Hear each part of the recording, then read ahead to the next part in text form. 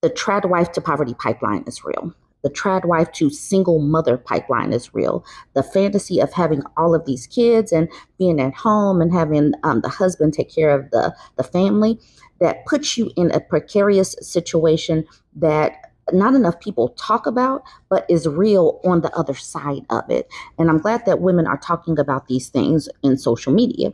Now, this woman is still with her husband, but her husband, who's already helped create these four kids, is ready to leave. So she's venting in the vent subreddit saying, husband of 5 years wants to leave me after having our fourth child. So she's 29, he's 30. She says, me and husband, we've been together since we were 18 and 19, married for 5 years, and I'm a stay-at-home mom. So she's in a precarious situation off the top. She has four kids and she's a stay-at-home mom. She says, I've been doing everything I could for the family inside the home while he works and takes care of the financial part of the family. I think I do a pretty good job taking care of everyone else's needs while putting mine on the back burner. I exclusively breastfeed, which is very demanding. All of our children are still little kids, and one is a newborn. That is taxing. What she said in that very first paragraph is very taxing. Breastfeeding is tiresome. A breastfed baby wakes up all the time. You know that this woman is chronically tired. She is tired and sleep deprived. So that's off bat. And then she has three other young kids that are running around. That is hard. Okay, let's continue. He has been feeling stressed lately over finances, and he came in today and told me that he doesn't want to be with me anymore because I didn't get a job to help him. Mind you, I'm going through postpartum depression. I don't feel beautiful anymore. I feel low because I've gained weight, and I haven't been able to have any time to myself. I've been trying to figure out how I can get my mind, body, and soul together while also taking care of our kids and his needs. I've been running around like a crazy woman, trying to keep everything together to no avail because apparently what I do isn't enough. We don't have family to help us. It's just him and I. He says he doesn't care how I feel because he's overwhelmed and I refuse to help him. He blames me, saying it's my fault we're in this current situation, and he makes me feel as though what I do for the family isn't enough. He told me to take our kids and go live with my sick aunt because he needs to be free. I never thought my marriage would come to this. I've been there for him at his darkest hour when everyone else didn't want anything to do with him. I feel stupid. I've been faithful and have taken him back a couple of times after his cheating ways. He says he thinks I trapped him with the kids. I already feel bad about myself, but I refuse to let him bring me all the way down. He thinks I don't understand him, but I think he doesn't understand me. I often wonder, am I wrong in this situation? He wants to break up our family, but I don't. I don't even know what to think anymore. I don't know what to do. I'm heartbroken. I love my kids, but I'm starting to think me being a mother is a mistake. Am I the selfish one? I don't even know if we could come back from this. I don't even know what more she could do. This man says he feels overwhelmed and this woman is refusing to help. But I don't even know what more she could actually do as a mom who's nursing and taking care of three children. How is she supposed to go out and get a job if they have no support? And and like he says he thinks I trapped him with kids. He's the one that releases the baby batter into the jackpot spot. He's the one that did that, but he's shifting the blame to her because he doesn't want to take any of the responsibilities for his part of all of this. She's holding down her part, but he is overwhelmed. And that's one of the reasons why that's the reason why I have these conversations, because I want women to have as many kids as they know that they can actually take care of. And I know that it sucks that I have to talk about a plan B, C, D, E, F, G, elemental P all the time. But what happens if a man becomes overwhelmed and stressed over these finances? The patriarchy has set them up to be this provider and all of this, the protector and all of this. But what if they simply cannot do it? In this economy, it's challenging. Money is stressful, and not all of these people are set up to withstand the stress and just go out there and handle it. it can become overwhelming, but she's overwhelmed as well. But he he has it in him to just walk away, send them away, as if you could just get rid of some things like children and a whole wife. The lady is all in and through the comments. This person, Madog Velker, says, funny he thinks his finances will be better after a divorce when he's paying alimony and child support for 3 kids. Tell him if he feels that way, he should go stay with his parents for a while. Don't leave. If he tries to kick you out or gets violent, call the police. If he changes the locks, call the police. They'll be on your side. Why would she leave? She has 4 kids. What is she going to do? And that's what this person says, 4 kids.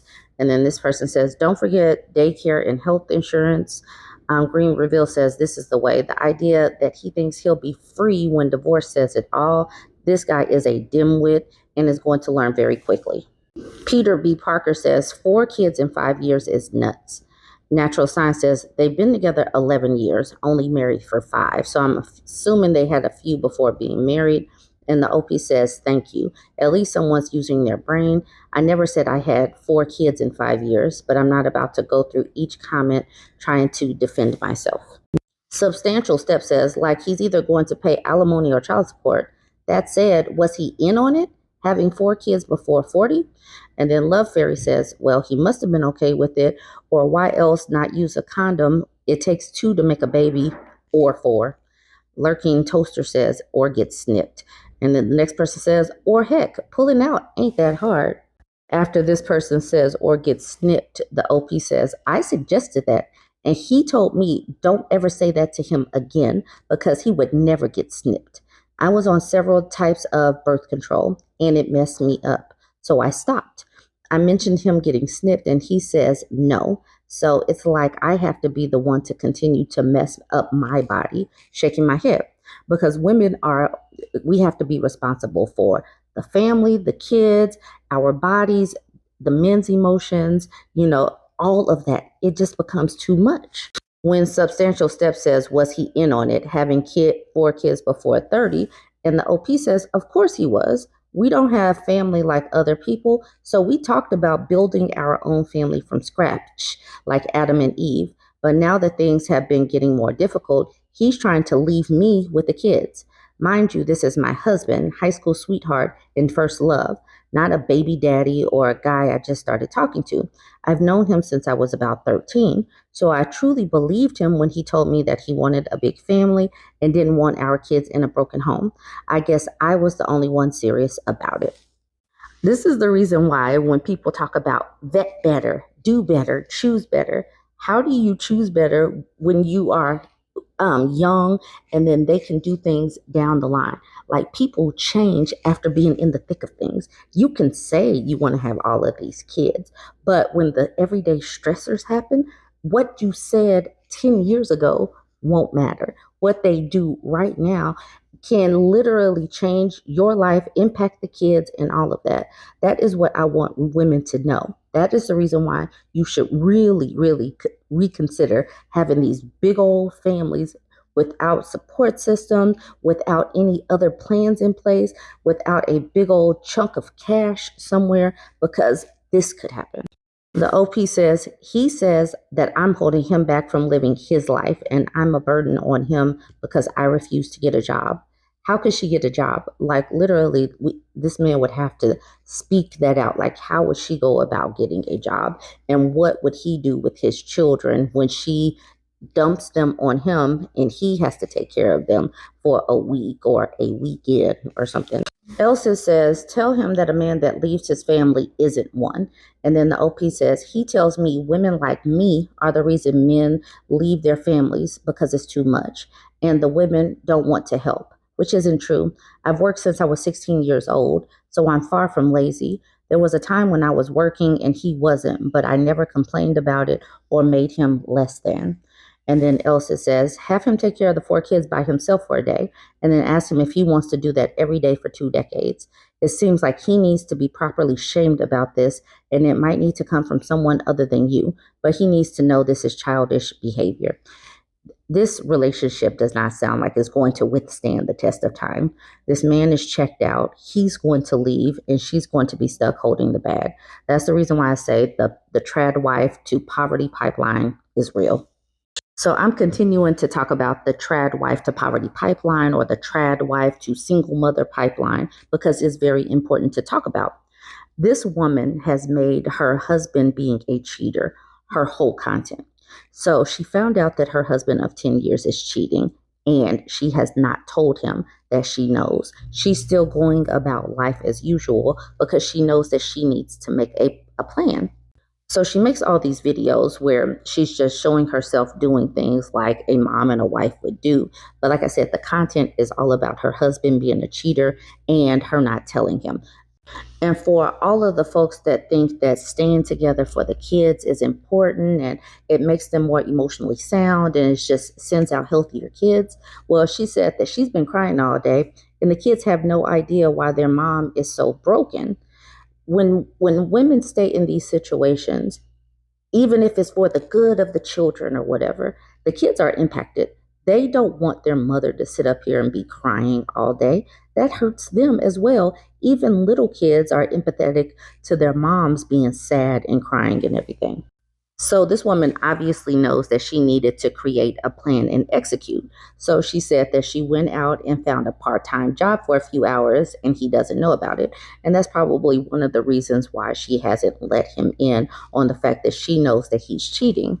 And she said, after I discovered his affair, I realized I needed financial independence and security. So when you put all of your eggs in the husband basket and just know like he is the protector, he's the provider, well, what happens when you find out that he sucks and you need to leave and you have no money? You don't know what is in the checking account. You don't know how much bills cost or anything because he has done it.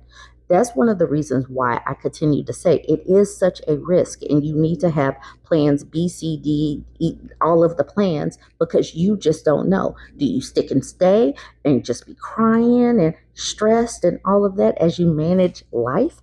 Or do you have a game plan just in case? She said the company I worked for part time was kind enough to offer me a full time position with more responsibility and a higher salary. Listen to this. When I told my husband about this, he was livid. She's trying to assert some autonomy, some financial independence, and he doesn't like that because soon he's starting to see that his Bang Made wife appliance that manages the home and keeps everything flowing could possibly leave the nest, could possibly strike out on her own because he knows that he sucks as a person and has been out there cheating. He doesn't yet know that she knows, but he knows that this means that once she has some finances, some money, she could leave him at any time. And that's what she said. What angered him most was the idea of me having my own money and the freedom that comes with it. And that's one of the reasons why men and patriarchy and religious leaders can't stand feminists because we talk about things like having opportunities, getting jobs, being financially stable, and all of that. Because when you are financially free, when you can stand on your own, you won't stick and stay in a sucky relationship. And that triggers them, that angers them because they can't just treat you any type of way and you stay. They know that puts their position as the king, the demigod of the household in a precarious situation. This woman knows that she needs to leave. Like I said, all of her posts are how she is changing and everything. I'm not showing her face on purpose because and even though she has put this stuff out in the public sphere, I would hate to be the one that exposes her face and her plan and then all of a sudden her husband knows that she knows and then her plan gets blown up. She's putting her face on the whole thing.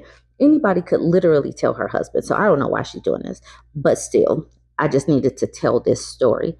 Ladies, have some have some sense of self preservation and survival. You need to have some game plans other than relying on solely on your husband, because a husband could leave. A husband could be a sucky husband. A husband could be abusive or whatever. And you need to have some game plans to get out of those situations if anything were to arise.